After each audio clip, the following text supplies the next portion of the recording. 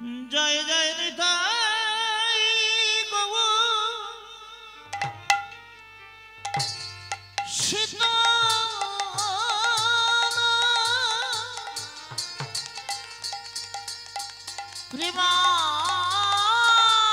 প্রেমানন্দে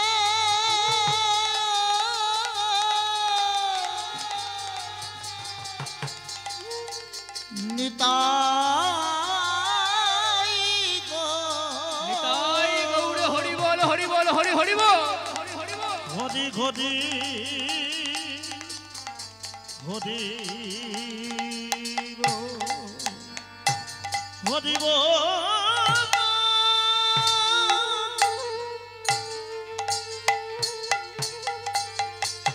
হরি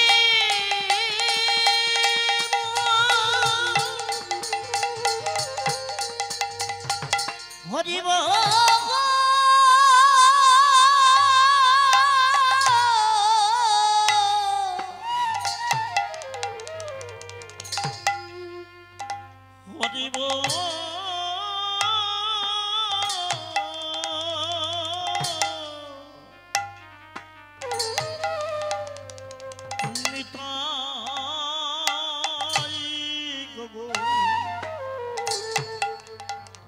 হরি হরি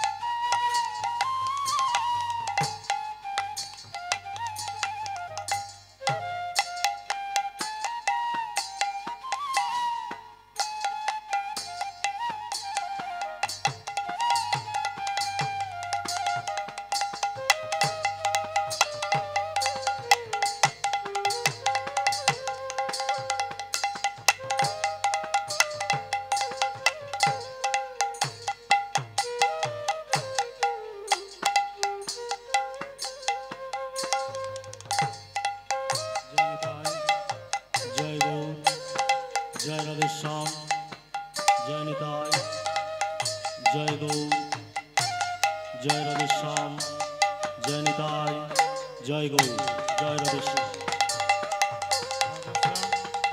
जय श्री राधे राधे श्याम जय श्री राधे राधे राधे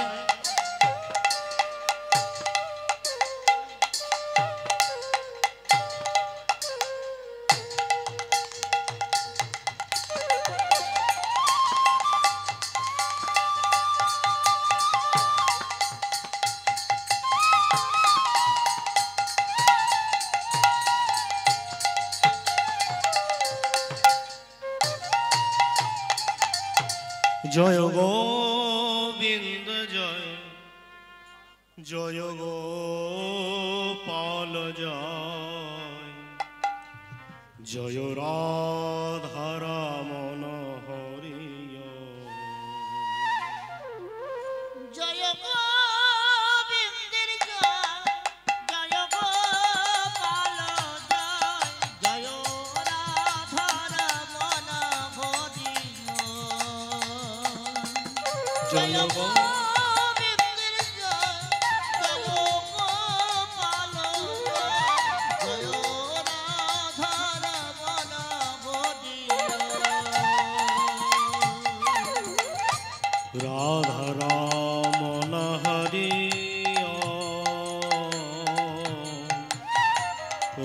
রাধারমণ হরি জয় রাধার মন ভটিল জয় রাধার মন ভটিল হরিয়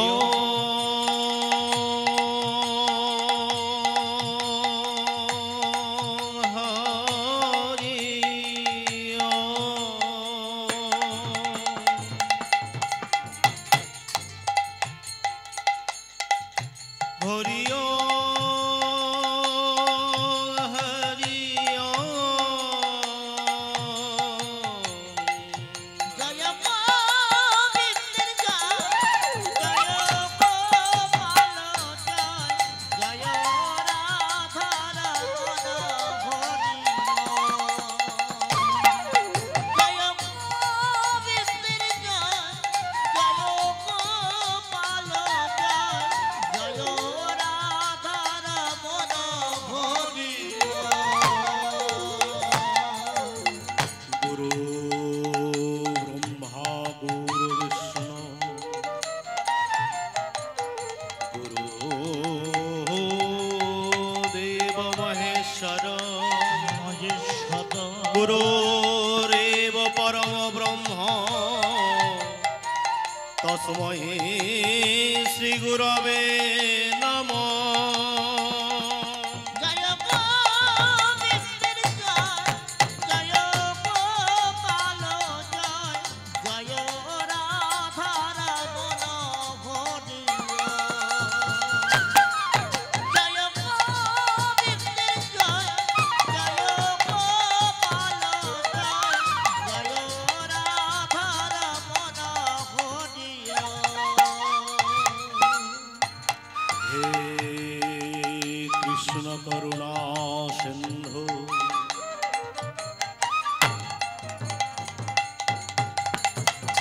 দীন বন্ধু জগৎপতে জগত পথে গোপেশা গোপিকা কান্ত রাধা কান্ত নমস্তুতে জয় গোবিন্দের জয় জয় গোপাল জয় জয় রাধার মন ভটিল জয় গোবিন্দের জয় জয় গোপাল জয় জয় রাধার মন ভটিল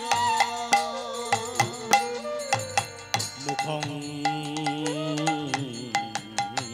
করোতি বাচলং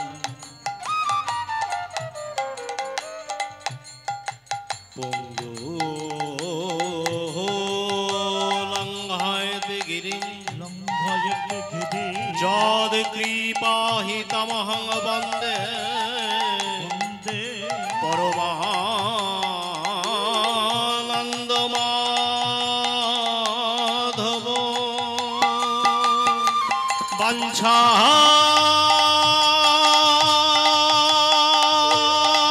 কল্পতরু ভস্য কৃপা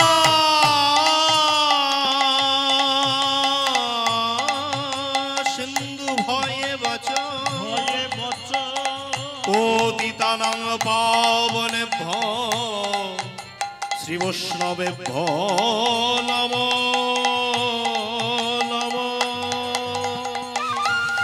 জয় গোবিন্দের জয় জয় গোপাল জয় জয় রাধার মন ভটিল জয় গোবিন্দের জয় জয় গোপাল জয় জয় রাধার মন ভটিল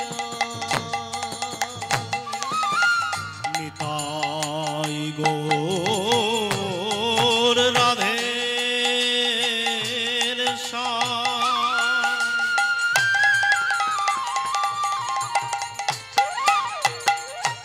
হরে কৃষ্ণ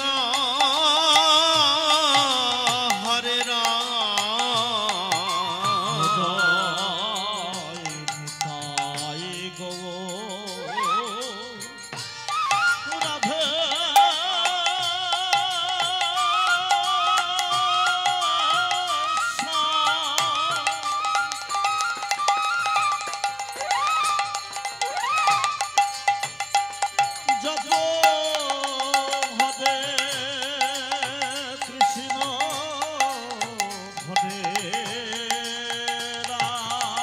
নিতাই গৌরাধের শ্যাম জপ হরে কৃষ্ণ হরে রাম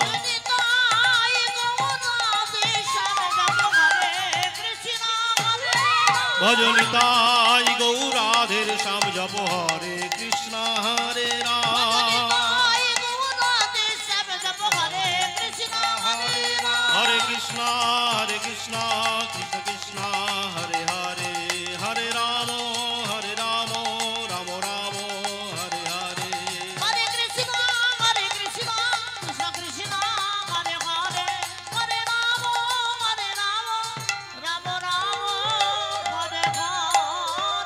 গোয়ারে মোরয়ারে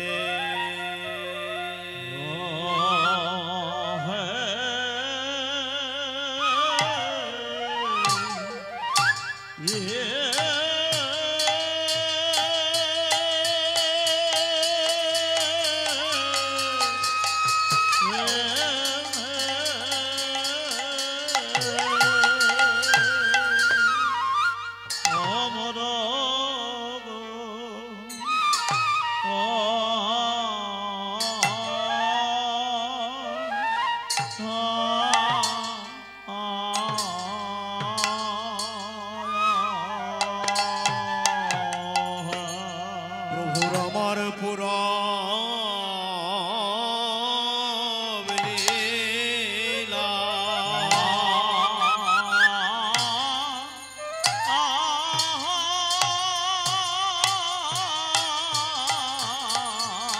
পুরব লীলা মনে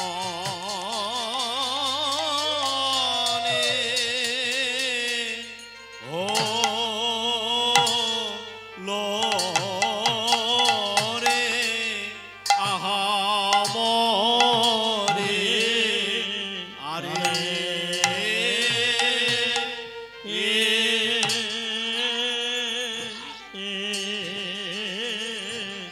অমরে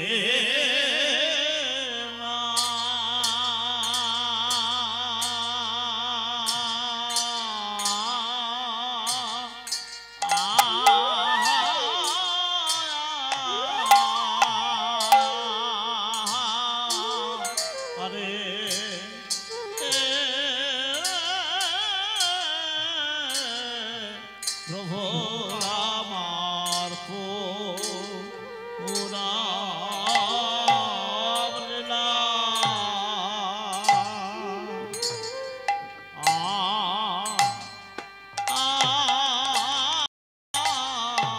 পুরা লীলা মনে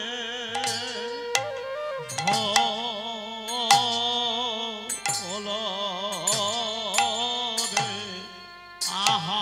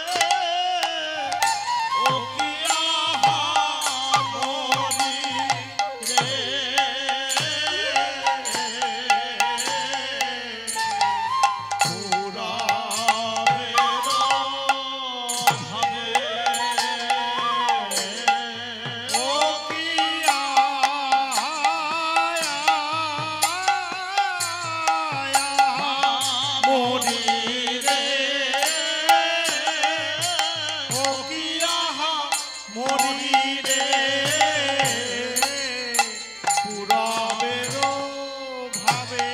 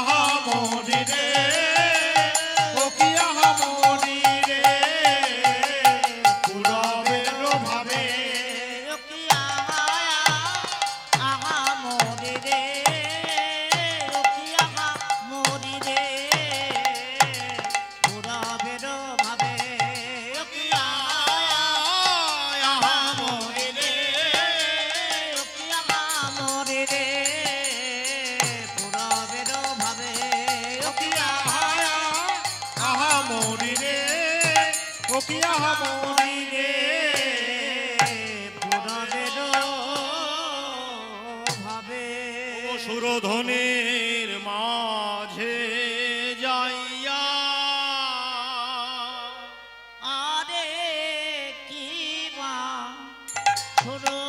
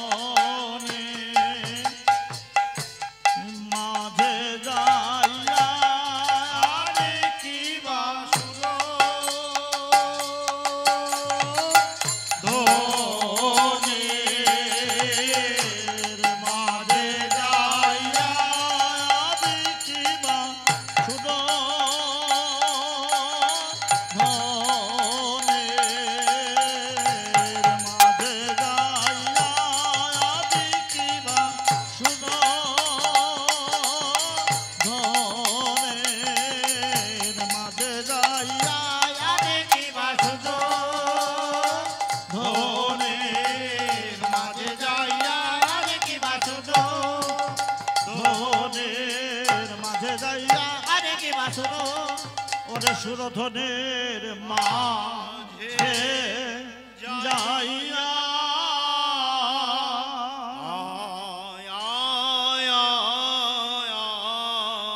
আরে ও আরে মোর আরে মোরো আরে ও গো আরে মোরো আরে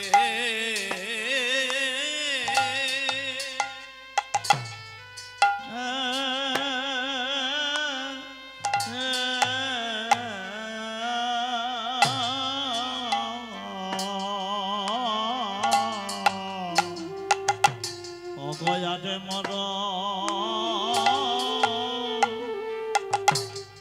অরে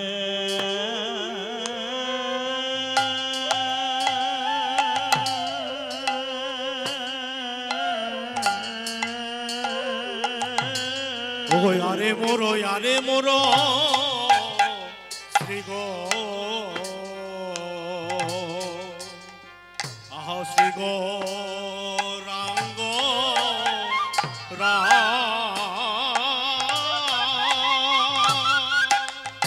কি বাদে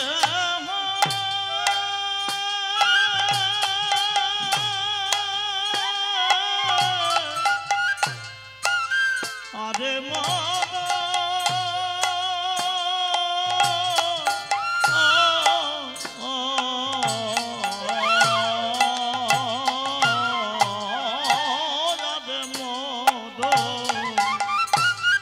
আরে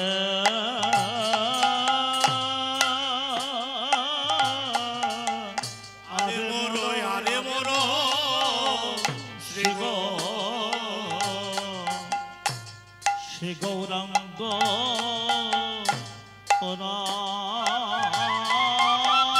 সুর ধুনি মাঝে যাইয়া গোবর ঘটিয়া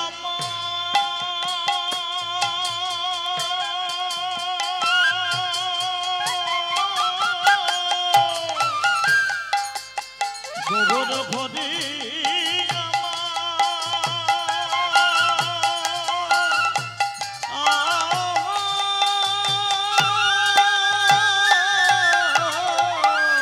সোটা ধরে মাঝে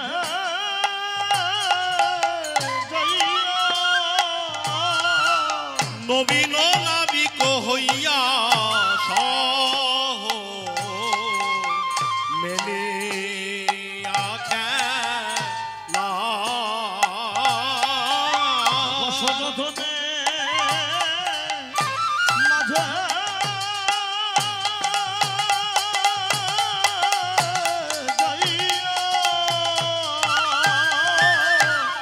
সুরধনির মাঝে যাইয়া সহচর মেলে খেলা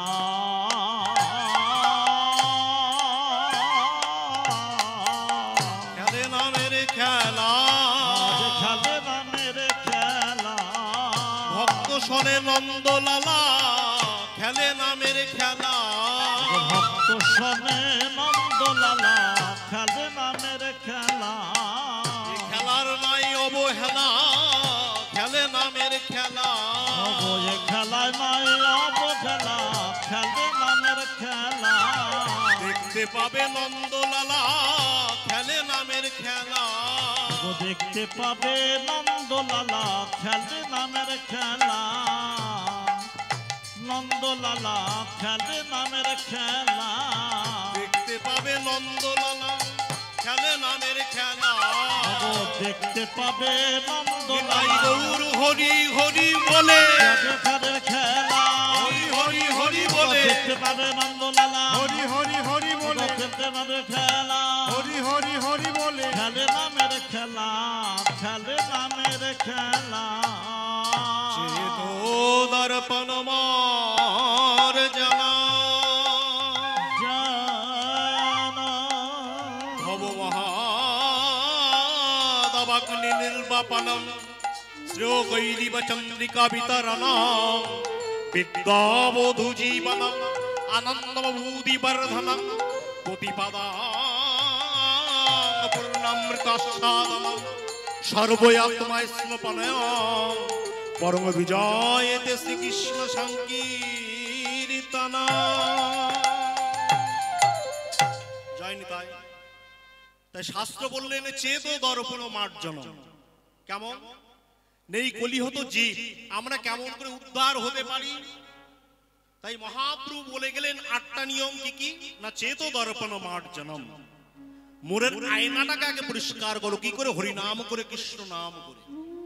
এই হরিনাম করলে কি হয়? এই হরিনাম করলে কি শেষের দিন আমরা গোবিন্দের চরণে যেতে পারবো? তাই তো পরীক্ষিত রাজা আমাদেরকে দেখিয়ে দিলেন কি করে গোবিন্দের চরণে যাওয়া যায়।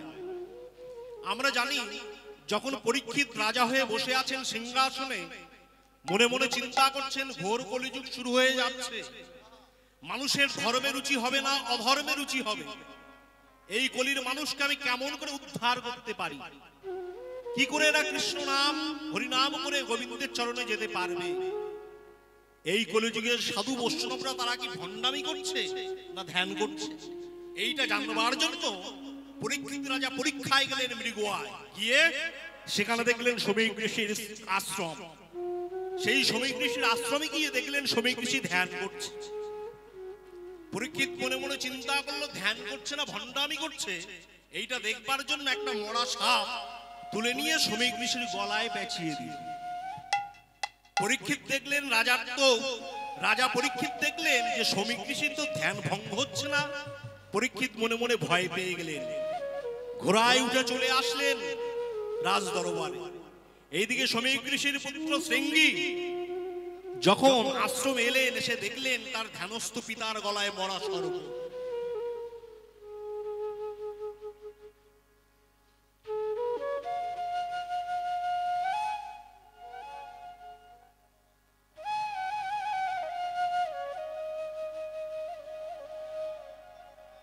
হরি বল, হরি বল।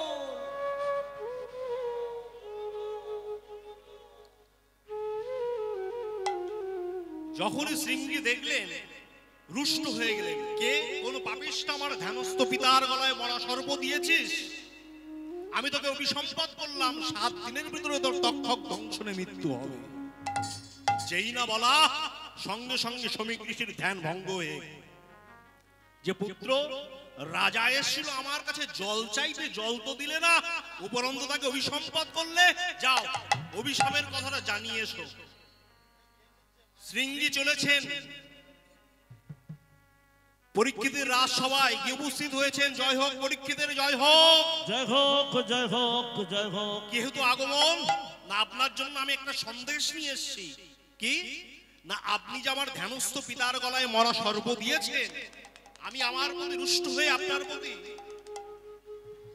আমি আপনাকে অভিসম্পাত করেছি। কি অভিসম্পাত না, 7 দিনের ভিতরে তক্ষক দংশনে আপনার মৃত্যু হবেই হবে। যেই না এই কথা বলা সঙ্গে সঙ্গে রাজা পরীক্ষিতের সিংহাসন ছেড়ে দুটি বাহু তুলে নৃত্য করছেন।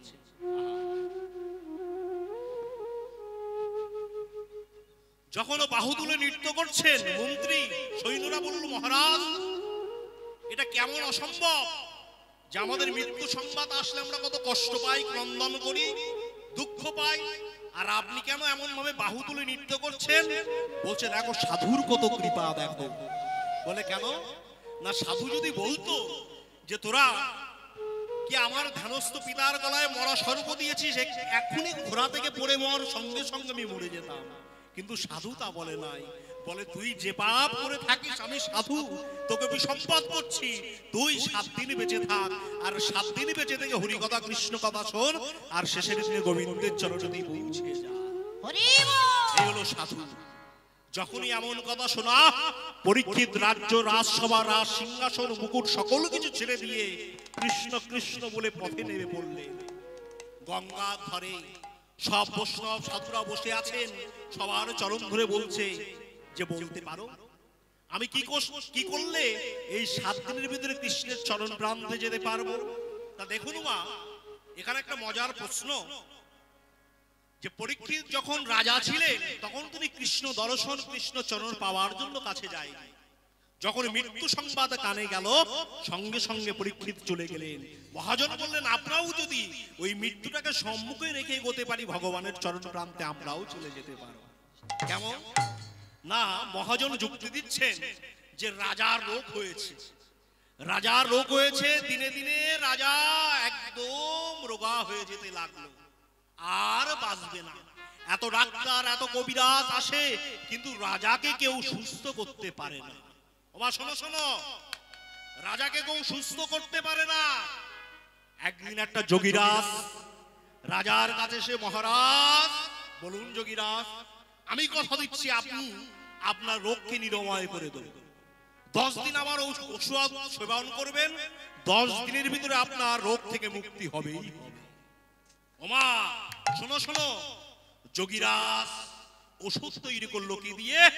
না বাগানের পাতার রস দিয়ে 12 চামচ রস তৈরি করে, পাতার রস। তার ভিতরে 4 চামচ রাজাকে দেয় আর 8 চামচ যোগীরাজ খায়। বেশ 10 দিন পরে রাজা তো সুস্থ হলোই, সঙ্গে বেশ হৃষ্টপুষ্ট হয়ে গেল। যোগীরাজ এসে বলছে, মহারাজ আপনার রোগ কি নিরাময় হলো? বলে, রোগ তো নিরাময় হয়েছে, কিন্তু আমার একটা রোগ বেড়ে গেছে। বলে, কোন রোগ? বলে, আপনার ঔষধ খেয়ে আমার ভিতরে কামরোগটা বেড়ে গেছে। বলে, কামরোগ? হ্যাঁ, কামরোগটা বেড়ে গেছে, এটা যোগীরাজ আপনাকে সারাতেই হবে। তখন যোগীরাজ বলছে, আসার হবে না, আগামী কাল আপনার হস্তরেখা নির্ণয় করে বলবো যে কেমন করে কামরোগ থেকে আপনি মুক্তি পেতে পারবেন। ওমা শোনো শোনো, পরের দিন এসেছে, এসে বলছে, রাজা আপনার হস্তটা দিন তো। হস্তরেখা নির্ণয় করে দেখছে আর বলছে, মহারাজ সর্বনাশ হয়ে গেছে। বলে, কি হয়েছে? বলছে আপনার হাতের আয়ু আর মাত্র 20টি দিন আপনি বাঁচবেন, তার ভিতরে আপনার মৃত্যু অনিবার্য হবেই। যেই নেই কথা বলা, সঙ্গে সঙ্গে মহারাজ যোগীরাজের চরণে পড়ে গেছে। যোগীরাজ আপনি আমাকে বাঁচান, আপনি পারবেন আমাকে বাঁচাতে। যোগীরাজ বলছেন, একটাই নিয়ম আছে। বলে, কি নিয়ম? না আজ থেকে যে 12 চামচ রসের ভিতরে 4 চামচ আপনি খেতেন, 8 চামচ আমি খেতাম, আজ থেকে 12 চামচ রস আপনাকে খেতে হবে। দেখি কি করা যায়। রাজা ওষুধ খাওয়া শুরু করেছে, 12 চামচ রস খায়। 1 সপ্তাহ পরে যোগীরাজ এসে বলছে, মহারাজ আপনার সেই কামরোগের সংবাদ কি? বলে, আর কামরোগ? আপনার মুখে মৃত্যু সংবাদ শুনে রাজা শুধু কৃষ্ণ কৃষ্ণ বলে ওই চোখের জলে মন্দিরে ভাসছে। রাজা বলে, আর তো শুধু মৃত্যুর দিন আমি গুনছি, 7 দিন চলে গেছে, আর তো কিছুদিন পরে মৃত্যু হবে। যোগীরাজ হাসতে হাসতে বলছে, রাজার রোগ সেরেছে। যোগীরাজ বলছেন, মহারাজ একটা কথার উত্তর দিন তো দেখি। বলে, কি? বলে, এতদিন আপনি 4 চামচ রস খেতেন, আপনার কামরোগ বেড়েছিল, কিন্তু এখন 12 চামচ রস খাচ্ছেন, কিন্তু কামরোগ কমে গেল কি করে? মহারাজ বলছেন, কি করে আবার? আপনার মুখে মৃত্যু সংবাদ শুনে আমার কামরোগ সব চলে গেছে। যোগীরাজ বলছেন, মহারাজ আপনি মরবেন না। তাহলে মিথ্যা কথা বললেন কেন? বলছে, আপনার কামরোগ সারানোর কৃষ্ণ ভজনের শ্রেষ্ঠ উপায় হচ্ছে একটাই, সেটা হলো মৃত্যু সংবাদ। এই মৃত্যু সংবাদ যখনই পেল, পরীক্ষিত ছুটে চললেন গঙ্গার ধারে, সবারকে প্রণাম করছেন। বলুন, আমি কি করে 7 দিনের ভিতর কৃষ্ণের চরণ প্রান্তে যেতে পারি? আহা, কেউ কেউ বললেন, এই ব্রাহ্মণকে গরু দান করো, পূজা করো, কত কি বললেন, কিন্তু কোনো মতেই পরীক্ষিতের মন আজ ভরছে না। এমন সময় হই হই শব্দ, কে যেন ছুটে আসছে। দেখছেন সুখদেব গোস্বামীপাদ, সারা গায়ে ধুলাবালি মাখা, মাথার চুল জটায় পরিপূর্ণ, বসেছেন। সম্মুখে পরীক্ষিত বসে প্রণাম করে বলছেন, বলুন আমি আর 7 দিন বাঁচবো, কি করে গোবিন্দের চরণ প্রান্তে আমি পৌঁছাতে পারি? সুখদেব বলছেন, পরীক্ষিত আমাদের এই জগতের জীবের একটাই মাত্র প্রশ্ন, সেটা হলো কি করলে শেষের দিনে গোবিন্দের চরণে আমরা যেতে পারব। জানো পরীক্ষিত, এই জগতের 4টে প্রাণী মানুষকে সম্মান করে প্রণাম করে। আহা, ওমা শুনে নাও, কোন 4 প্রাণী মানুষকে সম্মান করে প্রণাম করে? বলছে, কুকুর মানুষকে প্রণাম করে সম্মান করে, গাধা মানুষকে সম্মান করে প্রণাম করে, আর উট মানুষকে সম্মান করে, প্রণাম করে, আর শুয়োর মানুষকে প্রণাম করে, সম্মান করে। বলে কেন?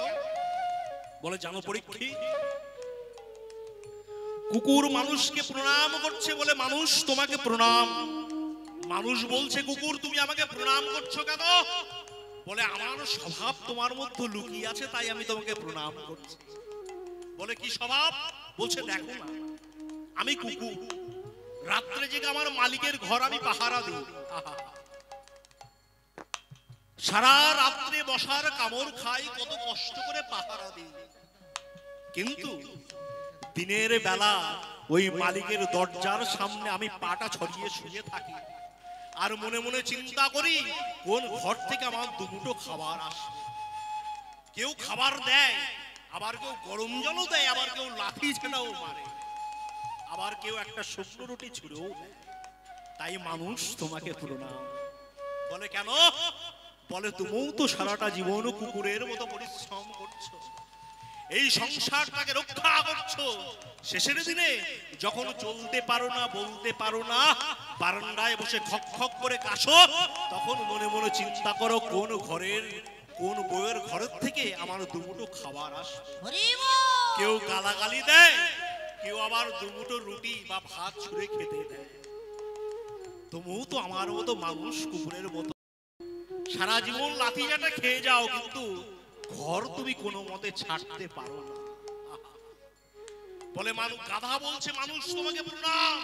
বলে কেন তুমি আমাকে প্রণাম করছো? বলছে শোনো, গাধা বলছে আমি বলেছিলাম, ভালোই ছিলাম, বেশি সুখ আনন্দ পাওয়ার জন্য আমি এই মায়ার সংসারে শহরে পা দিলাম, দিয়ে দেখলাম যে কিছু মানুষ আমাকে ধরে নিয়ে সারাটা জীবন চিনির বস্তা আমার পিঠে চাপিয়ে দিল। সারাটা জীবন চিনির বস্তা আমি বয়ে বেড়ালাম, এক মুহূর্তের মধ্যে আমি চিনির বস্তাটা নামাতে পারলাম। তাই গাধা বলছে মানুষ তুমিও তো আমার মতো, সারাটা জীবন তুমি গৌর পাত পদ্মে ছিলে, ভালোই ছিলে, বেশি সুখ পাওয়ার জন্য সংসারে পা দিলে, আর যখন সংসারে পা দিলে সারাটা জীবন ওই চিনির বস্তা বয়ে বেড়াতে হলো, তুমি সারা জীবন চিনি আস্বাদন করতে পারলে না। তাই মানুষ তোমাকে প্রণাম। উট বলছে মানুষ তোমাকে প্রণাম কেন? উট বলছে দেখো আমি মরুভূমিতে বাস করি, মরুভূমির কাটা ঘাস আমি চিবাই, চিবাতে চিবাতে আমার মাড়ি ফুটো হয়ে ঝরঝর করে রক্ত বেরিয়ে আসে, কিন্তু আমি এমন মূর্খ উট, আমি ভাবি কাটার স্বাদ কি অপূর্ব নন্দা। কিন্তু আমি এমন মূর্খ, আমি নিজে জানি না যে আমি নিজের রক্ত নিজে পান করছি, আর মনে মনে চিন্তা করছি আমি কত আনন্দে আছি। তাই মানুষ তোমাকে প্রণাম। বলে কেন? তুমি তো সংসারে কত মায়ার খোঁচা খাচ্ছ, কত মায়ার লাঠি খাচ্ছ, একবার কৃষ্ণ কৃষ্ণ বলতে পারছো কি? বলতে পারছো না, তাই তোমাকে প্রণাম। শুয়োর বলছে মানুষ তোমাকে প্রণাম কেন? শুয়োর বলছে মানুষ তুমি দেখেছো কোনোদিন? আমাকে দেখবে না যে কোনো মিষ্টির দোকানের হাড়ির ভিতরে আমি মুখ দিয়ে খাচ্ছি। কোথায় দেখতে পাবে না, মিষ্টির দোকানের সামনে যে নর্দমাটা আছে গন্ধ, ওর ভিতরে সারা জীবন আমি ঘুরে ঘুরে বেড়াই, ভুল করেও রসগোল্লার হাড়িতে আমি মুখ দেই না। তাই মানুষ তোমাকে প্রণাম। বলে কেন?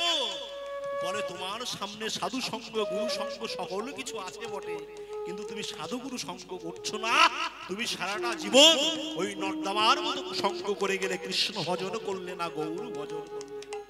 তাই মানুষ তোমাকে প্রণাম। তাই শোনো পরীক্ষিত, তুমি 7 দিন বেঁচে থাকো, আর 7 দিন বেঁচে থেকে কৃষ্ণ কথা হরি কথা শোনো, আর শেষের দিনে তুমি ওই গোবিন্দের চরণ প্রান্তে তুমি চলে যাও। তাই সেই মহাপ্রভু গৌর সুন্দর সংকীর্তন আস আমরা শুনব, সেই গৌর কীর্তন রসে যেন মাতল বঞ্চিত অধ।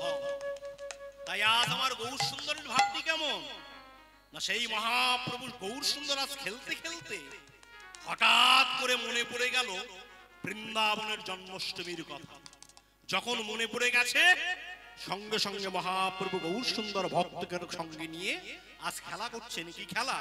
ওগো খোলো কারো তালো বাজাইয়ে রসালো, খোলো করো তালো বাজাইয়ে রসালো, খোলো করো তালো বাজাইয়ে বাজায়ে রসালো, হলো করো কালো বাজায় রসালো, কীর্তন জনম লীলা। রসালো রসালো বাজায় রসালো, কীর্তন বাজায় রসালো, আবেশে আমারও গৌরাঙ্গ সুন্দর, আবেশে আমার গৌরাঙ্গ সুন্দর, গোপবেশ নিরমিলা। আবেশে আমার গৌরাঙ্গ সুন্দর, গোপবেশে নিরমিলা। গোপবেশে প্রভু সাজিল ভালো, গোপবেশে প্রভু সাজিল ভালো, নদিয়ায় প্রভু গৌর ছিল, গোপবেশে প্রভু সাজিল ভালো। নদিয়ায় প্রভু গৌর ছিল, গোপবেশে প্রভু সাজিল ভালো। নদিয়ায় প্রভু গৌর ছিল, গোপবেশে প্রভু সাজিল ভালো। নদিয়ায় প্রভু প্রভু ছিল, আহা নবীন বেশের উদয় হলো, নদিয়ায় প্রভু গৌর ছিল, নদী বেশে উদ্ধারিল। নদিয়ায় প্রভু গৌর ছিল, নদিয়ায় সে গৌর হলো। সেই মহাপ্রভু গৌর সুন্দর ভক্তগণকে হরিনাম দিচ্ছেন। হে কলির জীব, তোমরা হরিনাম করো, হরিনাম শোনো। কেন? নেই জগতে ভগবান হলো সর্বশক্তিমান, তার উপরে আমরা কেউ এক পাও চলতে পারবো না। কেমন? তিনি চলান বলে আমরা চলি, তিনি বলান বলে আমরা বলি, তার বাইরে এক পাও আমরা চলতে পারবো না। কেমন বাবা? শোনো শোনো, এক রাজা মনে মনে চিন্তা করেছে, আমার রাজ্যে কেউ ঈশ্বরকে মানবে না, সবাই এই রাজাকে মানবে।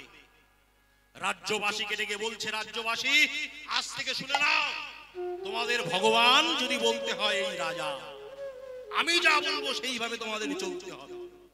ওমা, রাজা নিয়ম তৈরি করেছে যে আমার রাজ্যে যারা বাস করবে সবাই আনন্দে সুখে বাস করবে, কেউ দুঃখে থাকবে না। তাই কি করেছে, সবাই রাজা সবাইকে ডেকে বলছে, শোনো শোনো, আজ থেকে আমার রাজ্যে যে যার সঙ্গে কথা বলবে আগে হো হো করে হাসতে হবে, তারপরে কথা বলতে হবে। ওমা শোনো শোনো, রাজার নিয়ম পালন করা শুরু হলো, যে যার সঙ্গে কথা বলে আগে হো করে হাসতে থাকে। এমন ভাবে চলতে চলতে হঠাৎ করে একদিন রাজার ছেলে মারা গেছে। মন্ত্রী ছুটতে ছুটতে গিয়ে রাজসভায় প্রবেশ করে হো করে হেসে হেসে বলছে, মহারাজ মহারাজ কি হয়েছে? বলে, আপনার একমাত্র ছেলে মারা গেছে। রাজা বলছে, আমার ছেলে মারা গেছে আর তুমি হো করে হাসছো? লজ্জা করছে না তোমার? জানো তোমাকে কি শাস্তি দিতে পারি? মন্ত্রী বলছেন, মহারাজ এ তো আপনারই নিয়ম, যদি কিছু বলার আগে হো করে হাসতে হবে। রাজা মাথা চুলকাতে চুলকাতে ভাবছে, তাই তো, এ তো আমারই নিয়ম, আমি বলেছি কিছু বলার আগে হাসতে হবে। রাজা মনে মনে চিন্তা করছে, নিয়ম পাল্টাতে হবে। তা কি করেছে, আমার রাজ্যবাসীকে ডেকে বলেছে, রাজ্যবাসী শুনে যাও শুনে যাও। বলে কি, আজ থেকে নিয়ম পাল্টিয়ে গেল। কি, আজ থেকে যে যার সঙ্গে কথা বলবে আগে কাঁদতে হবে, তারপরে কথা বলতে হবে। ওমা, রাজার নিয়ম চালু হয়ে গেল, যে যার সঙ্গে কথা বলে আগে কাঁদে, তারপরে কথা বলে। হঠাৎ একদিন রাজার ঘরে নাতি জন্মগ্রহণ করেছে। ফুটফুটে সুন্দর দেখতে নাতি জন্মগ্রহণ করেছে। মন্ত্রী কাঁদতে কাঁদতে ছুটে এসে বলছে, মহারাজ মহারাজ কি হয়েছে? বলে, আপনার ঘরে অপূর্ব সুন্দর একটা নাতি জন্মগ্রহণ করেছে। বলে, দে কান্নার কে তো আনন্দের খবর, জানো আমি তোমাকে কি শাস্তি দিতে পারি? মন্ত্রী বলছেন যে, রাজা এ তো আপনারই নিয়ম, আমি পালন মাত্র করেছি, যে কিছু বলার আগে কাঁদতে হবে। রাজা মনে মনে চিন্তা করছে, তাই তো, যে নিয়ম আমি বার করি সেই নিয়ম উল্টো হয়ে যায়। সঙ্গে সঙ্গে রাজ্যবাসী ডেকে বলছে, রাজ্যবাসী এসো এসো, তোমরা সবাই মিলে শুনে যাও। বলে কি, আমার রাজ্যে আমার নিয়ম কাউকে মানতে হবে না। আজ থেকে যদি নিয়ম মানতে হয়, ভগবান যদি কাঁদায় তোমরা কাঁদবে, ভগবান যদি হাসায় তোমরা হাসবে। আজ থেকে তোমাদের একটাই মালিক, সেটিকে ওগো কৃষ্ণ মাতা, কৃষ্ণ পিতা, কৃষ্ণ জীবের মুক্তিদাতা। কৃষ্ণ মাতা কৃষ্ণ পিতা, কৃষ্ণ জীবের মুক্তিদাতা। কৃষ্ণ মাতা কৃষ্ণ পিতা, কৃষ্ণ জীবের মুক্তিদাতা। কৃষ্ণ মাতা কৃষ্ণ পিতা, কৃষ্ণ জীবের মুক্তিদাতা। কৃষ্ণ হলেন ভয়দাতা, ভাবনা কি আর আছে? কৃষ্ণ হলো ভয়ত্রাতা, ভাবনা কি আর তাই আছে? ভজ ভজ কৃষ্ণ ভজ, ভজ ভজ কৃষ্ণ ভজ। কৃষ্ণ নাম আর কৃষ্ণ চিন্তা, ভজ ভজ কৃষ্ণ ভজ। কৃষ্ণ নাম আর কৃষ্ণ চিন্ত, ভজ ভজ কৃষ্ণ ভজ। কৃষ্ণ তোমার হলাম বলে, ভজ ভজ কৃষ্ণ ভজ। কৃষ্ণ তোমার হলাম বলে, ভজ ভজ কৃষ্ণ ভজ। কৃষ্ণ তোমার হলাম বলে, ভজ ভজ কৃষ্ণ ভজ।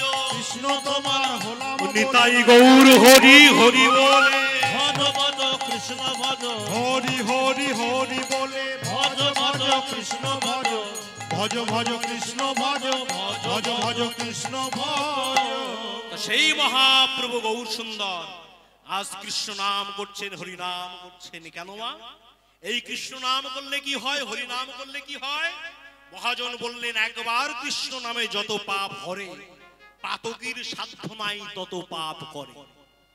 এই হরি নাম করলে, কৃষ্ণ নাম করলে কি হবে মা? বলে একটা সুন্দর গল্প আছে রামকৃষ্ণ দেবের। গল্পটা কেমন না, এক ব্রাহ্মণ সকালবেলায় শ্বশুর বাড়ি চ্যান্ডান করে সুন্দর করে সেন্ট পাউডার মেখে চলেছেন নিমন্ত্রণ খেতে। যখন পথে হাঁটতে হাঁটতে যাচ্ছে, ব্রাহ্মণের মনে আনন্দ ধরে না। হঠাৎ একজনের সঙ্গে দেখা। ব্রাহ্মণ ঠাকুর প্রণাম, বলে বেশ তথাস্তু, বলো। বলে আমার একটা নিবেদন আপনাকে রাখতে হবে। ব্রাহ্মণ ঠাকুর মনে মনে চিন্তা করছে, নিশ্চয়ই নিমন্ত্রণের কথা বলবে, যে কালকে আমার বাড়িতে একটু প্রসাদটা পেয়ে আসবেন, নিমন্ত্রণের কথা বলবে। ব্রাহ্মণ মনে মনে বলছে, বাহ, এ তো অপূর্ব একটা সংবাদ। তা বেশ, তুমি বলো, তুমি বলো, আর বিলম্ব করো না, বলো, আমি এখনই শ্বশুর বাড়ি নিমন্ত্রণ খেতে যাব। তা বলছে, আমার একটা নিবেদন। আমি প্রথম পরিচয় দিই। ব্রাহ্মণের মনে খুব আনন্দ নিমন্ত্রণের কথা শুনে। কেন না, মহাজন বললেন, ভক্ত নাচে কীর্তনে আর ব্রাহ্মণ নাচে নিমন্ত্রণ। তাই কি করেছে, বলছে বলো। বলে আমার পরিচয়টা দিই। হ্যাঁ বলো। বলে আমি হলাম একটা রাক্ষস, আর আমার নিবেদন হলো আমি এখনই তোমাকে খেয়ে ফেলবো। ব্রাহ্মণ বলছে, সর্বনাশ, খেয়ে ফেলবে মানে? আমি সুন্দর করে চ্যান ট্যান করে আন্নিক করে শ্বশুর বাড়ি যাচ্ছি নিমন্ত্রণ খেতে, আমাকে খেয়ে ফেলবে? বলে হ্যাঁ, আপনার যা নজর কান্তি চিয়ানা না, খেলে পরে আমার পেটটা খুব সুন্দর ভরবে। ব্রাহ্মণ রাক্ষসের পা ধরেছে, ও আমাকে ছেড়ে দাও, আমাকে ছেড়ে দাও, আমাকে মেরো না, ব্রাহ্মণ মানুষ, আমাকে মেরো না। বলে একটা শর্ত তোমাকে ছাড়তে পারি। বলে কি? যদি আমাকে কাজ দিতে পারো। যতক্ষণ কাজ দেবে আমি কাজ করব, কাজ ফুরিয়ে গেলেই তোমাকে খেয়ে ফেলবো। ব্রাহ্মণ উঠে দীর্ঘ নিঃশ্বাস ছেড়ে বলছে, বাবা বাঁচলাম, যা যা শ্বশুর বাড়ি যা, পাঁচতলা বাড়ি করে চলে যা, শালির বাড়ি যা, মামার বাড়ি যা, মামির বাড়ি যা, যেখানে পাঠায় বেটা কাজ করে চলে আসে। এইবার ব্রাহ্মণের সকল কাজ শেষ হয়ে গেছে। উঠোনের মধ্যে দাঁড়িয়ে ব্রাহ্মণ ফুপিয়ে ফুপিয়ে কাঁদছে, এবার এসে আমার লবণ ছড়িয়ে খেয়ে নেবে। এমন সময় একটা হরিবলা সাধু যাচ্ছিল সেই পথ দিয়ে। ব্রাহ্মণকে দেখে বলছে, ব্রাহ্মণ ঠাকুর আপনি কাঁদছেন কেন? আর বলবেন না, কোথা থেকে একটা সাত সকালে একটা রাক্ষস এসে বলে আমাকে খাবে। কি করলে খাবে না? বলে কাজ দিতে পারলে খাবে না। বেশ, আসতে দাও। সঙ্গে সঙ্গে রাক্ষস ছুটে এসেছে। ব্রাহ্মণ ঠাকুর আমার কাজ শেষ। সাধু বলছে, এইদিকে কাজ করবি? বলে হ্যাঁ করব। বলে ওই বাগান থেকে একটা বাঁশ কেটে নিয়ে, মোটা করে একটা বাঁশ কেটে নিয়ে এসে নিয়ে বলে ওটা উঠোনে পোত, উঠোনে পুঁতেছে। বলে এবার কি করব? বলে মোটা দিক থেকে সরু দিকে ওঠ, আর সরু দিক থেকে মোটা দিকে না, মোটা দিক থেকে সরু দিকে ওঠ, সরু দিকে মোটা না করলে হবে না, সারা জীবন করে যেতে হবে। রাক্ষস বেটা একবার ওঠে আর একবার নামে, একবার ওঠে একবার। বলে আর পারি না। বলে না, তুমি কাজ ছাড়া থাকতে পারো না। রাক্ষস এমনই বিপদে পড়েছে, রাক্ষস একবার মোটা থেকে সরুতে ওঠে আর সরু থেকে নিচে নামে। মহাজন বললেন, মাগো এই রাক্ষসটা কে বলো তো? এই রাক্ষসটা হলো আমাদের মন। যখন গুরুদেবের কাছে গেলাম, বললো তুই কৃষ্ণ ভজন কর, গোবিন্দ ভজন কর। বললাম পারবো না, অনেক কাজ আছে। বলে ও মন বড় চঞ্চল তাই না? প্রচুর কাজ। আমাদের হাতে ডেকে নিয়ে কানে মন্ত্র দিয়ে হাতে জপের মালাটা জড়িয়ে দিল, আর জপের মালা ধরিয়ে বলল, একবার ওই মোটা দিক থেকে সরু দিকে যা, আর একবার সরু দিক থেকে মোটা দিকে আয়, আবার যা, আবার হয়। 1 লাখ 2 লাখ 3 লাখ কত জপবি, দেখবি সারা জীবন তোর মালা করা শেষ হচ্ছে না। তোর মনটা শান্ত হয়ে গেছে, তোর মনটা এক জায়গায় বসে যাবে। তাই হরিনাম করলে ভক্তের হৃদয় শান্ত হয়, পরিষ্কার হয়ে যায়। তাই সেই মহাপ্রভু গৌর সুন্দর আজ যেই না ব্রহ্ম ভাবে বিবাহিত হয়েছে, হয়ে গোপীগণের বেশ ধারণ করেছে। কেমন না, বৃন্দাবনের গোপগণ যেমন কৃষ্ণের জন্মাষ্টমীতে মাথায় পাগড়ি বেঁধে আনন্দ নৃত্য করেছিলেন, আজ মহাপ্রভু সুন্দর ভক্তগণকে সঙ্গে নিয়ে মাথায় পাগড়ি বেঁধে আনন্দ নৃত্য করছেন। আর কি করছে? ওই দেখো ঘোলো করো কি করছে? ওই দেখো কৃত ঘোলো দতি গো রস হলদি, ঘোলো দতি গো রস হলদি, ঘোলো দতি গো রস হলদি, ঘোলো দতি গো রস হলদি, অবনী মাঝারে ঢাল, অবনী মাঝারে ঢাল, ঘোলো ঘোলো গো রস হলদি, অবনী মাঝারে ঢালি, অবনী মাঝারে ঢালি। কান্দে ভারো করি তাহার উপর, কান্দে ভারো করি তাহার উপরে, ভারো করি তাহার উপরে, নাচে গোরা বনমালী, কান্দে ভারো করি তাহার উপরে, নাচে গোরা বনমালী। ওই তো আমার গোরাই নাচে, ওই তো আমার গোরাই নাচে, ভক্তগণ সঙ্গ মাঝে, ওই তো আমার গোরাই নাচে, ভক্তগণ সঙ্গ মাঝে, ওই তো আমার গোরাই নাচে, ভক্তগণ সঙ্গ মাঝে, ওই তো আমার গোরাই নাচে। হরি হরি হরি বলে, ওই তো আমার গলায় নাচে। হরি হরি হরি বলে, ওই তো আমার গোরাই নাচে, হরি হরি হরি নিতাই গৌর হরি হরি বলে, ওই তো আমার গলায় নাচে। হরি হরি হরি বলে, ওই তো আমার গলায় নাচে। ওই তো আমার গোরাই নাচে, ওই তো আমার গোরাই নাচে। সেই মহাপ্রভু গৌর সুন্দর বলছেন তোমরা হরি নাম করো। কেন?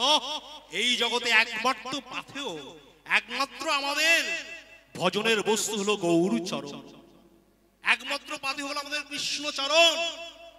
তাছাড়া আমরা কেউ এক পাও চলতে পারবো না। কেমন না, রাজার মনে প্রশ্ন জেগেছে 3খানা। কি কি প্রশ্ন?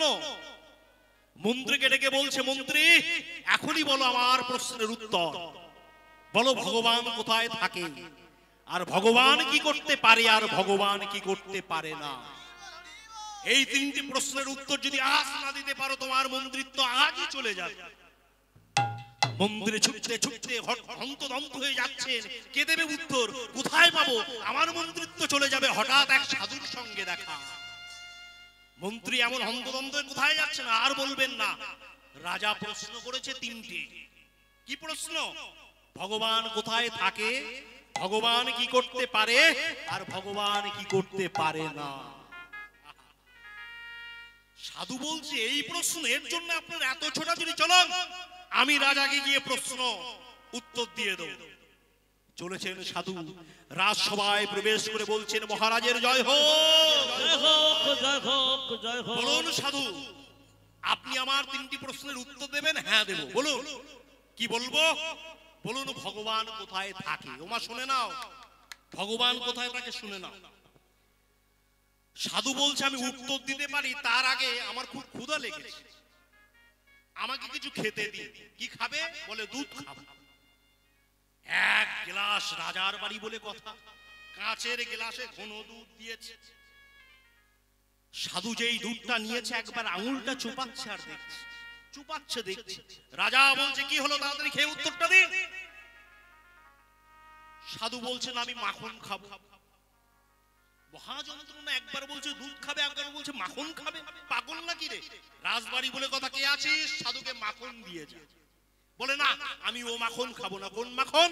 বলে গ্লাসে দুধের তৈরি করা মাখন আমি খাবো। রাজা বলে তাই হয় নাকি? বলে কেন দুধেই তো মাখন হয়? বলে তা হয়, কিন্তু একটা পদ্ধতি আছে। সকালবেলা উঠতে হবে, জাল দিতে হবে, মন্থন করতে হবে, তারপরে মাখন। সাধু হাসছেন। রাজা বলছে, সাধু তুমি হাসো কেন? বলছে, তুমি বলেছিলে না ভগবান কোথায় থাকে? শুনে নাও, শুনে নাও, আমার ভগবান সর্বত্রই থাকে। তাকে পাওয়ার একটা পদ্ধতি আছে। তার নাম হলো উপাসনা, তার নাম হলো ভক্তি, তার নাম হলো ভালোবাসা। একবার যদি নয়ন জলে ডাকতে পারো হা গোবিন্দ বলে, সঙ্গে সঙ্গে দেখবে তোমার হৃদয়ে এসে বসেছেন সেই গোবিন্দ। বাহ, খুব আনন্দ পেয়েছে। এইবার বলুন, এইবার বলো সাধু, যে ভগবান কি করতে পারে? সাধু বলছে, আমি বলবো না। বলে কেন? বলে যে প্রশ্ন করে সে কে হয়? বলে শিষ্য। ছাত্র আর যে উত্তর দেয় সে শিক্ষক, মাস্টার। তো বলে মাস্টার শিক্ষক কোথায় বসে? বলে উপরে। আর ছাত্র নিচে। বলে তুমি কোথায়? রাজা বলছিস আমি তো সিংহাসনে বসে প্রশ্ন করছি। রাজা সঙ্গে সঙ্গে প্রশ্নের উত্তর জানবার জন্য মাথার মুকুটটা খুলে নিয়ে সাধুর মাথায় পরিয়ে দিয়ে সাধুকে সিংহাসনে বসিয়ে নিচে মাটিতে বসে বলছে, এবার বলুন ভগবান কি করতে পারে? সাধু হাসতে হাসতে বলছে, এখনো বলতে হবে ভগবান কি করতে পারে। ভগবান যদি মনে করে এক মুহূর্তের মধ্যে ওই ফকিরকে, পথের ফকিরকে মাথায় মুকুট পরিয়ে ওই সিংহাসনে বসিয়ে দিতে পারে, আর রাজাকে পথের ফকির করে মাটিতে বসিয়ে দিতে পারে। বাহ, এইবার বলছে, এইবার বলুন তোমার ভগবান কি করতে পারে? রাজার চোখে জল চলে এসছে। বলো, এইবার বলো তোমার ভগবান কি করতে পারে না? সাধু বলছে, মহারাজ আপনার রাজসভায় যদি কেউ অন্যায় করে, পাপ করে, আপনি কি করেন? বলে তাকে আমি ন্যাড়া করে লাথি মেরে রাজ্য ছাড়া করে দিই। সাধু বলছে, ও মহারাজ আমার ভগবান ওটাই পারে। সারা জীবন তুমি কুসঙ্গ করো আর যাই না করো, পাপ করো যাই করো, শেষের দিনে যদি একবার হা কৃষ্ণ গোবিন্দ বলে আমার গোবিন্দ চরণটাকে স্মরণ করতে পারো, তবে শেষের দিনে সেই মোহনবাসী আমার গোবিন্দ তার বাঁশুরি বাজিয়ে তোমার তার চরণ প্রান্তে নিয়ে চলে যাবে। আমার ভগবান কত দয়ালু তুমি জানো না রাজা।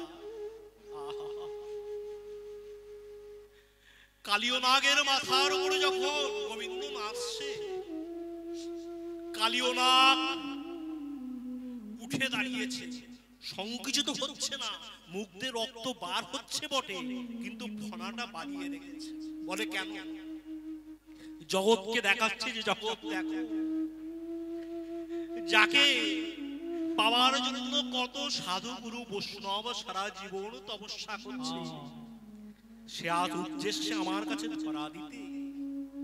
তাকে আমি বিষ দিয়েছি, আর তার ফলে তার কমল চরণ আমার মাথার উপরে রেখেছে। আর কালিয় নাগ নিজের সৌভাগ্য বিচার করছে, দেখো আমার সৌভাগ্য দেখো, যাকে ডেকে ডেকে কেউ পায় না সেই অনাথের ভগবান আমার মাথায় নিজের চরণ দিতে চলে আছে। আমার মতো সৌভাগ্য আর কে আছে? আমার মতো সৌভাগ্য কার আছে? রাজা যেই না এই কথা শোনা, রাজা ছিল নাস্তিক, ভগবান বিশ্বাস করত না। যেই নাই এমন কথা শোনা, রাজ্যবাসীকে সঙ্গে নিয়ে বললেন, আজ থেকে আমি তোমাদের সঙ্গে কৃষ্ণ নাম হরিনাম করব। সাধু বললে, রাজা তুমি হরিনাম করবে, কৃষ্ণ নাম বলবে? বলে হ্যাঁ আমি বলবো। তাহলে হাত তুলে বলো, হাত তুলে বলো কি বলবো? বলো কৃষ্ণ নাম বলো, হরিনাম বলো। তাই আজ রাজা সঙ্গে হাত তুলে হরিনাম করছে। কি বলছে? নিতাই গৌর হরি বল, নিত্যানন্দ বল, শ্রী অদ্বৈত বল, শিবা গদাধর বল। গৌর হরি বল, নিত্যানন্দের বল, শ্রী অদ্বৈতের বল, শিবা গদাধরের বল। নিতাই গৌর হরি বল, নিত্যানন্দ বল, শ্রী অদ্বৈত বল, শিবা গদাধর বল। নিতাই গৌর হরি বল, নিত্যানন্দের বল, শ্রী অদ্বৈতের বল, শিবা গদাধরের বল।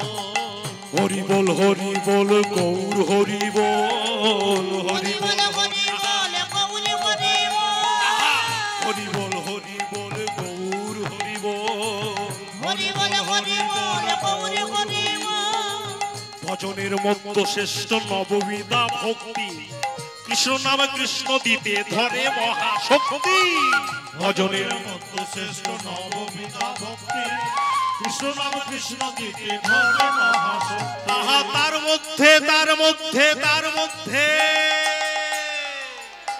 তার মধ্যে কি বলে তার মধ্যে নাম সংকীর্তন নিরপরাধে নাম লইলে পায়ে প্রেম ধন হরে কৃষ্ণ হরে কৃষ্ণ কৃষ্ণ হরে হরে হরে রাম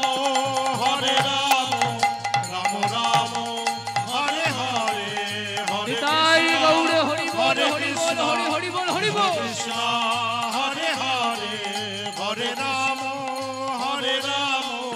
রাম রাম হরে হরে। তাই মহাপ্রভু গৌর সুন্দর বললেন কি তোমরা হরিনাম করো কৃষ্ণ নাম করো একবার হরিনামে যত পাপ হরে পাতকীর সাধ্য নাই তত পাপ করে ওমা তা আপনারা বলবেন যে বাবা একবার হরিনাম করলে সকল পাপ থেকে তুই দূরে চলে যায় তাহলে বারবার করবার কি দরকার মহাজন যুক্তি দিচ্ছেন মনে করো তোমাকে একটা 100 বছর অন্ধকার ঘরের মধ্যে ঢুকিয়ে দেওয়া হলো কি দেখতে পাবে না কালো কুটকুটে 100 বছর অন্ধকার ঘর এইবার বলা হলো ওখানে প্রদীপ জ্বালাতে কি দেখতে পাবে না যে ঘরটা 100 বছর ধরে অন্ধকার ছিল একবার প্রদীপ জ্বালাতেই ঘরটা আলোয় পরিপূর্ণ হয়ে গেছে তাই মহাজন তোমার জিহ্বায় যে নামের প্রদীপটা জ্বালিয়ে দিয়েছে ওটাকে নিভে দিও না তুমি জেনে রেখো নিভে গেলেই কিন্তু তুমি সংসার সমুদ্রে ডুবে যাবে ডুববে না ওমা শোনো শোনো যখন বানর সৈন্যরা সেতু বন্ধন করছিল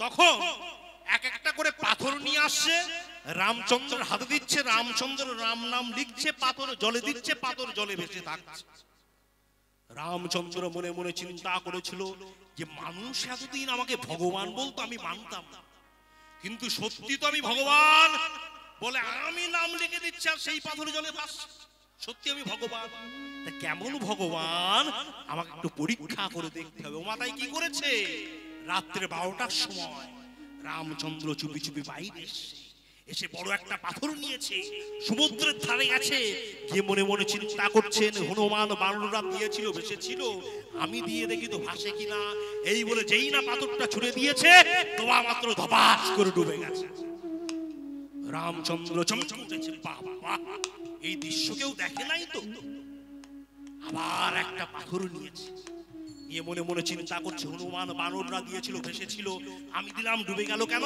আবার মন্ত্র জপ করে প্রণাম করে আবার ছুড়ে দিয়েছে যেই ছুড়ে দিয়েছে সঙ্গে সঙ্গে আবার ধপাস করে ডুবে গেছে রামচন্দ্র মনে মনে চিন্তা করছে ভাগ্যিস আমার দৃশ্য কেউ দেখে নাই যেই বলেছে দেখে নাই অমনি হনুমান জয় রাম করে চিৎকার করে উঠেছে আর যেই রামচন্দ্র হনুমানকে দেখেছে রামচন্দ্রের মুখটা অন্ধকার হয়ে গেছে হনুমান বলছে প্রভু তুমি আমাকে দেখে মুখটা অন্ধকার করে নিলে কেন বলে আর বলো না এই যে আমার দৃশ্য দেখলে যে পাথর জলে দিয়েছিলাম ভাসে নাই জগৎবাসীকে যে বলে বেড়াবে যে তোমরা যাকে ভগবান বলো সে ভগবান কিছু নয় হনুমান বলছে প্রভু তুমি মিছে মিছে শুধু আমার উপর রাগ করছো বলে কেন বলে কোনটা ভাসছে কোনটা ডুবছে একবার ভেবে দেখেছো বলে কোনটা ভাসছে কোনটা ডুবছে বলে দেখো যেটার মধ্যে তুমি রাম নাম লিখছো না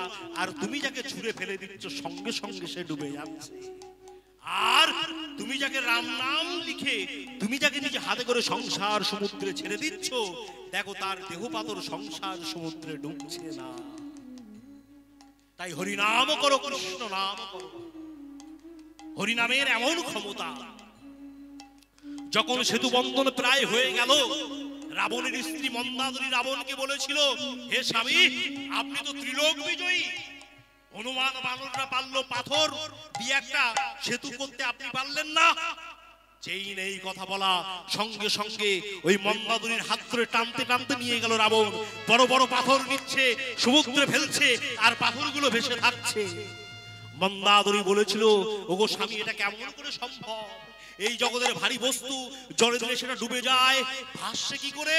রাবণ বলেছিল মন্দোদরী তুমি কাউকে যেন বলো না। এই পাথরটা ফেলার আগে আমি একবার রাম নাম বলেছিলাম, আর রাম নাম বলেছিলাম বলে দেখো এই পাথর জলে ডুবে নাই, এই পাথরটা জলে ভেসে আছে। রাবণ ওগো মন্দাদরী গো, তুমি তো জানো না মন্দাদরী,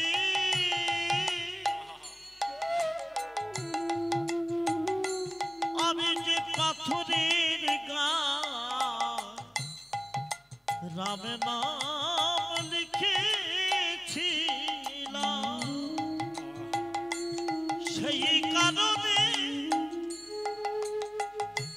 ওই পাথর জলে ভাসে। মন্দাদরী গো তুমি তো জানো না, কেউ না জানো গো মন্দাদরী, আমি তো জানি রামে নামে এই রাবণ ছিল রামের পরম ভক্ত, পরম ভক্ত ছিল রাবণ। যখন সীতাকে হরণ করে নিয়ে আসলো তখন বিভীষণ বলেছিল যে দাদা তোমাকে তো আমি প্রাণের অধিক ভালোবাসি, তুমি কেন আগুন নিয়ে খেলছো? তুমি সীতাকে রামের কাছে দিয়ে আসো। আহা, রাবণ বলেছিল রে ভাই রে বিভীষণ, আমিও জানি যে আমারও মৃত্যু হবে, কিন্তু বলতে পারিস বিভীষণ এই পাপ দেহটা আর কতদিন বহন করব? রামচন্দ্র না আসলে তো আমার এই পাপ দেহটা যেতে পারছে না, তাই রামকে আনার আগে ভক্ত সেবা, তাই তো আমি মা সীতাকে এনেছি, মা সীতাকে এনেছি, তাকে আমি আগে সেবা করছি, তারপরে আমার রামপ্রভু এসে আমাকে উদ্ধার করবেই করবে। তাই বলছেন হরিনাম করো। বিবেকানন্দ রামকৃষ্ণকে বলেছিল ঠাকুর হরিনাম কেন করতে হয়? তখন ঠাকুর বলেছিল ওরে বিলে, তোর বাড়ির উঠানে যখন ধান পড়ে থাকে তখন কি করিস? পায়রা এসে বসলে বলে তখন কি করবো? তখন হাতে তালি দিয়ে, হাতে তালি দিলেই পায়রাগুলো উড়ে চলে যায়। বলে ঠিক তদ্রূপ তোর হৃদয়ের উঠোনে যখন ভক্তিরূপ ধানটা পাতা থাকবে তখন চিন্তা করিস না বিলে, তখন একবার হাতে তালি দিয়ে বাহু তুলে হরি বল করবি, দেখবি সকল কাম ক্রোধ করবি, পায়রা দূরে চলে গেছে, তোর মনটা পরিষ্কার হয়ে গেছে, তোর মনটা পরিষ্কার হয়ে গেছে। তাই হরিনাম করো, হরিনাম শোনো, হরিনাম বলো।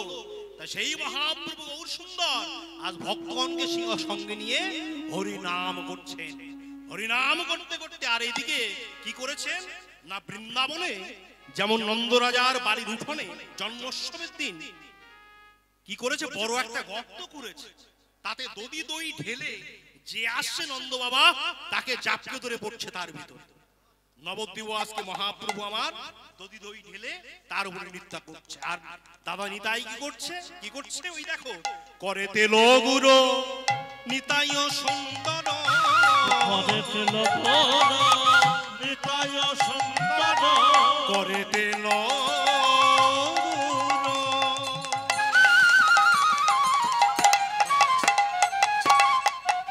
নিতাই সুন্দর,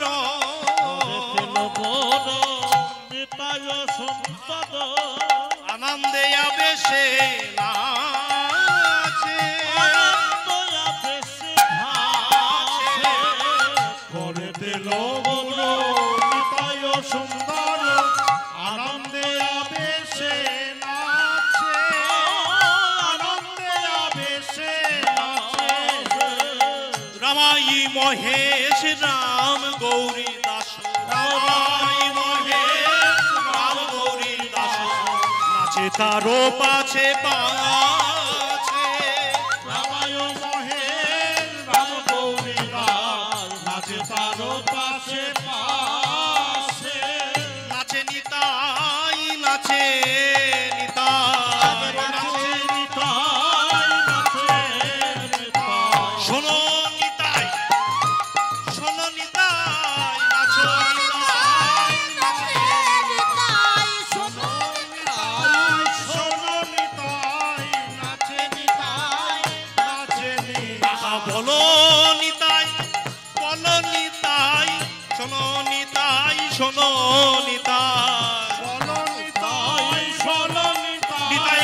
গৌর হরি হরি বলে শোনন তাই শোনন তাই হরি হরি হরি বলে শোনন তাই শোনন তাই শোনন তাই শোনন নিত্যানন্দ হচ্ছে গুরু তত্ত্ব। কি বলছেন মহাজন? যে ভগবানকে পাওয়ার আগে গুরু চরণ শরণ নাও। গুরুদেবই তোমার ভগবানের চরণে পৌঁছে দেবে। কেমন না, শিষ্যরা বসে আছে, গুরুদেব গিয়ে শিষ্যদেরকে জিজ্ঞাসা করেছে, বলো বলো এই জগতে লোহার দাম বেশি না রূপোর দাম বেশি? সবাই বলছে গুরুদেব রূপোর দাম বেশি।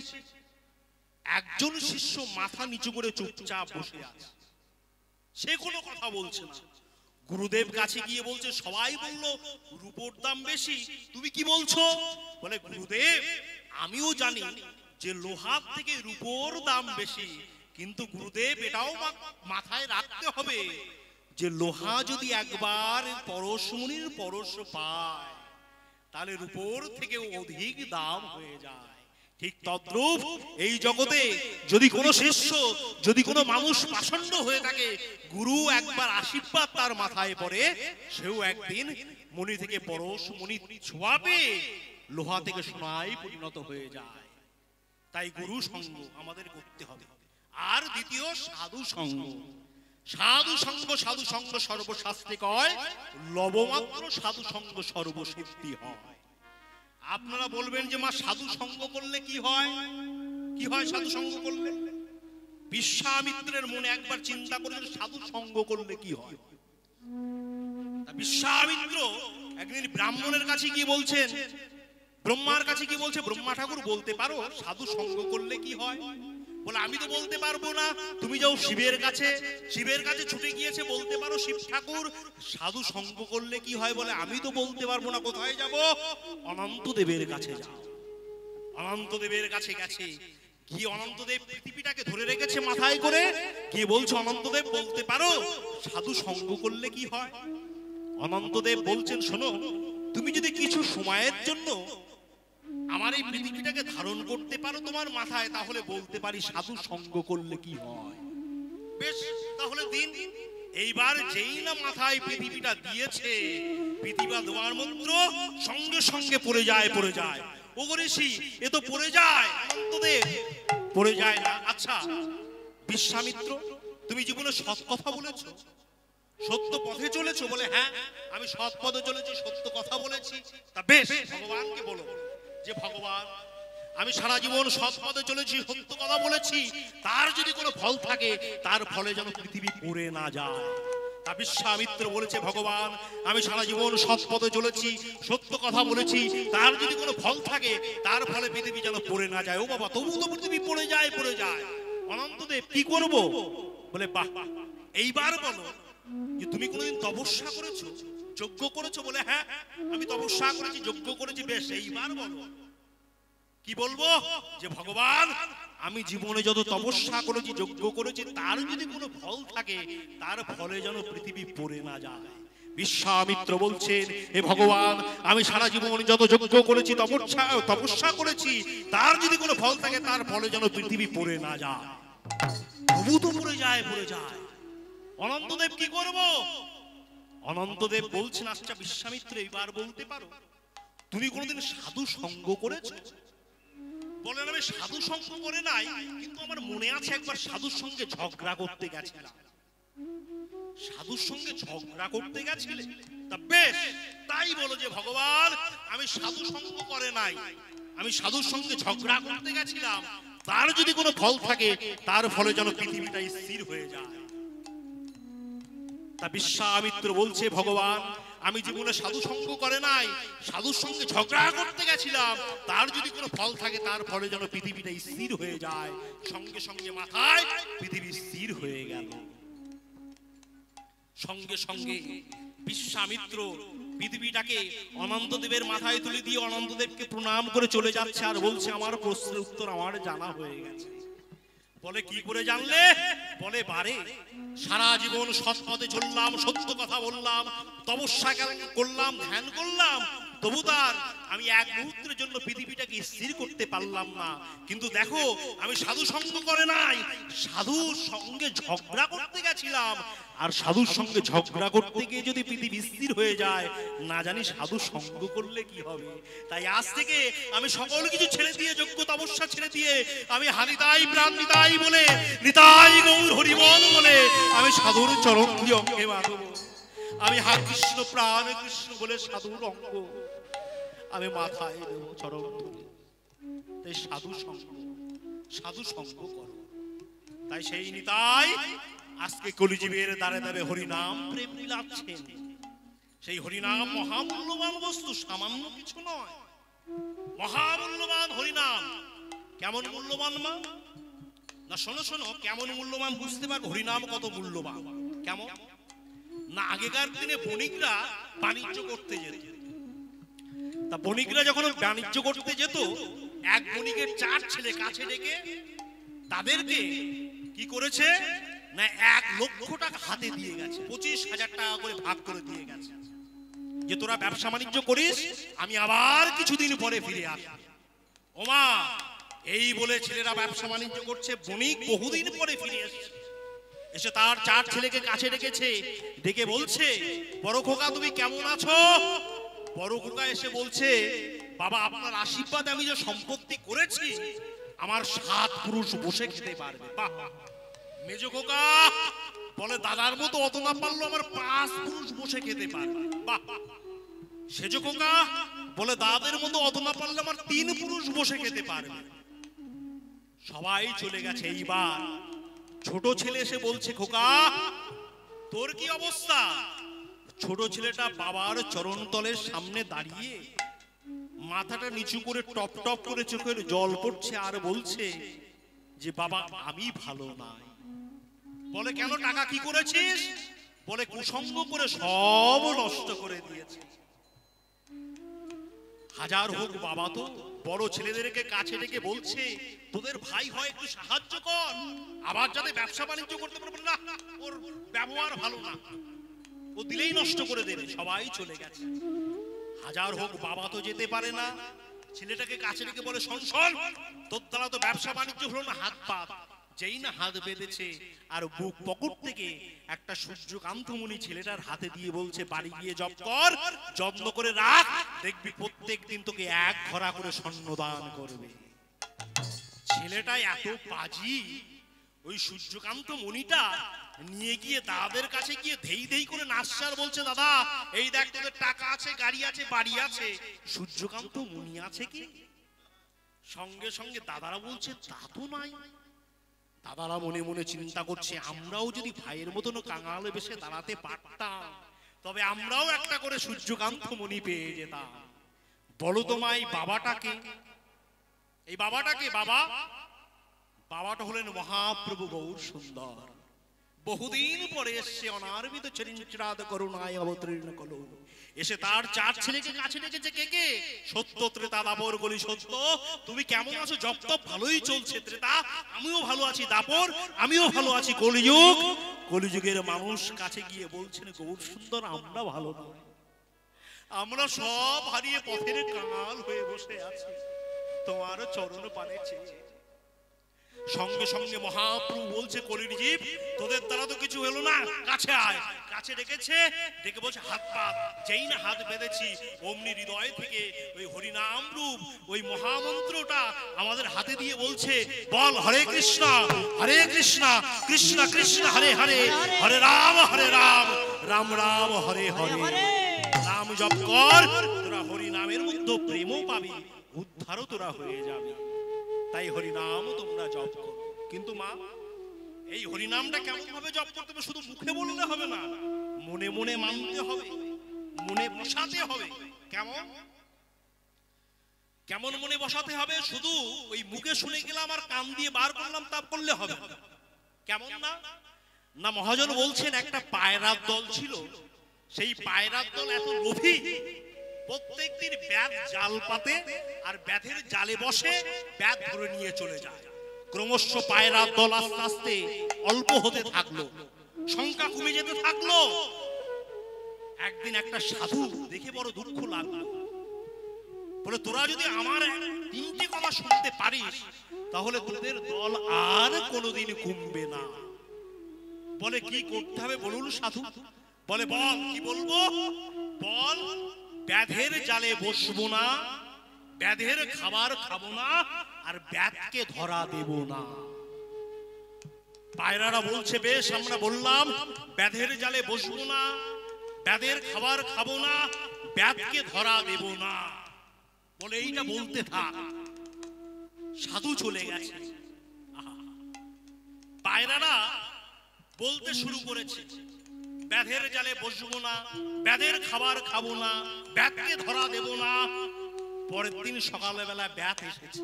ওমা শুনে নাও, ব্যাধ এসে জাল পেতে দিয়েছে। পাখিরা ওই পায়রাগুলো উপর থেকে দেখছে আর মুখে বলছে ব্যাধের জালে বসবো না, ব্যাধের খাবার খাবো না, ব্যাধকে ধরা দেব না। আর যেই ব্যাধ খাবার দিয়েছে এক এক করে উড়ে এসে ওই ব্যাধের জালে বসে বসে ব্যাধের খাবার খাচ্ছে আর মনে আর মুখে মুখে বলছে ব্যাধের জালে বসবো না, ব্যাধের খাবার খাবো না, ব্যাধকে ধরা দেব না। খাবার যখন সম্পূর্ণ উঠতে যাবে, উঠতে আর কোনো মতে পারে না।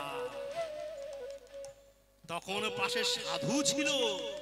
সাধুকে ডেকে দেখে বলছে সাধু তোমার তো বাক্যের কোনো দাম নাই। বলে কেন? তুমি যে বললো যে এই তিনটে মন্ত্র জপ করলে ব্যাধের জালে আর আমরা পড়বো না। সাধু বলছে তোরা শুধু মুখেই বলে গেলি, ওটাকে হৃদয়ঙ্গম তোরা করতে পারলি না, মনে বসাতে পারলি না, তাই আজকে তোর এমন অবস্থা। তাই আমরা ভগবানের নাম যদি একবার হৃদয়ে না বসাতে পারি তাহলে মা কোনো লাভ নাই। তাই সেই মহাপ্রভু গৌর সুন্দর যখন ভক্তগণকে সঙ্গে নিয়ে হরিনাম সংকীর্তন করছেন, করতে করতে এমন অপূর্ব দেখতে লাগছে আমার গৌরকে। আহা, মহাপ্রভু নরনারীগণ সবাই মহাপ্রভুর প্রেমে পড়ে গেল। ওই দেখো হেরিয়া জগ লীলা চলো লোক,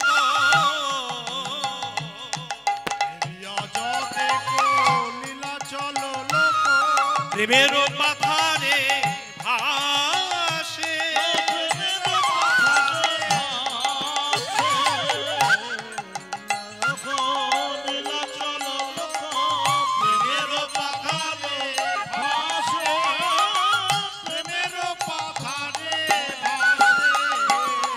দেখিয়া বিভোর আনন্দ সাগর, দেখিয়া বিভোর আনন্দ সাগর, এ রাধা মোহন দাসে, দেখিয়া বিভোর আনন্দ সাগর, এ রাধা মোহন দাসে, আনন্দ আর ধরে না রে,